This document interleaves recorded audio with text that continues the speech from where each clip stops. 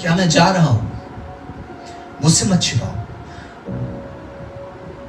Doctor ने अस्पष्ट से कुछ ध्वनि की और कुर्सी पर बैठे रहे। उनके जीवन में ऐसी स्थिति कभी नहीं आई थी। लीपापोती उनके स्वभाव में नहीं थी। इसी कारण लोग उनके शब्दों को बहुत महत्व देते थे। उन्होंने मरीज की तरफ एक नजर डाली।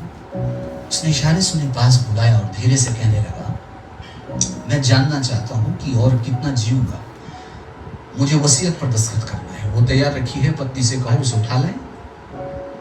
तुम गवाह के दस्तखत कर देना। डॉक्टर बोला, इस वक्त अपने पर दबाव मत डालो, शांत रहने की कोशिश करो। लेकिन ये कहते हुए वह स्वयं को मूर्ख महसूस कर रहे थे।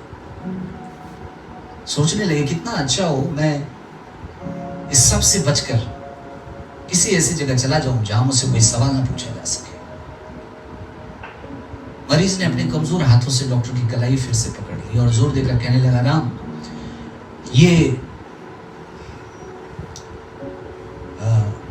मेरा सौभाग्य है कि इस वक्त तुम यहाँ मेरे पास हो। मैं तुम्हारे शब्दों पर विश्वास कर सकता हूँ। मैं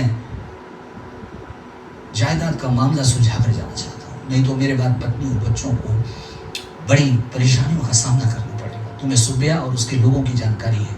वक्त रहते मुझे दस्तखत कर लेने दो। बताओ। ठीक है, लेकिन जरा ठहरो। डॉक्टर ने उत्तर दिया। फिर वे उठे और बाहर अपनी गाड़ी में जाकर बैठ गए। सोचने लगे। घड़ी देखी, आधी रात हो चुकी थी। वसीयत पर दस्तखत होने हैं तो 2 घंटे में हो जाना चाहिए, नहीं तो वे संपत्ति के बारे में जिम्मेदार नहीं होना चाहते थे। घर की समस्याओं का उन्हें अच्छी तरह ज्ञान था और सुबिया तथा उसके लोगों की भी उन्हें सही जानकारी थी। लेकिन इस वक्त वे क्या कर सकते थे? अगर वे वसीयत पर दस्तखत करने की सुविधा उसे दे देते हैं तो ये उसकी मौत का परवाना भी हो सकता है, क्योंकि इसके कारण जीवित रहने की उसकी कोशिश एकदम खत्म हो जाएगी। वे गाड़ी से निकले और घर की ओर चल पड़े। फिर कुर्सी पर जाकर बैठ गए। मरीज बराबर उनको देखे जा रहा था। डॉक्टर ने खुद से कहा, अगर मेरे शब्द इसे बचा सकते हैं तो इसे मरना नहीं चाहिए। वसीयत की फिर क्यों जरूरत है?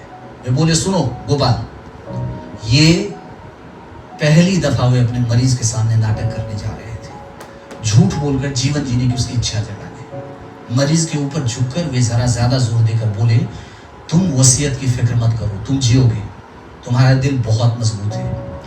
ये सुनते ही मरीज के चेहरे पर चमक आ गई। संतोष की सांस भरकर उसने कहा, तुम कह रहे हो ये?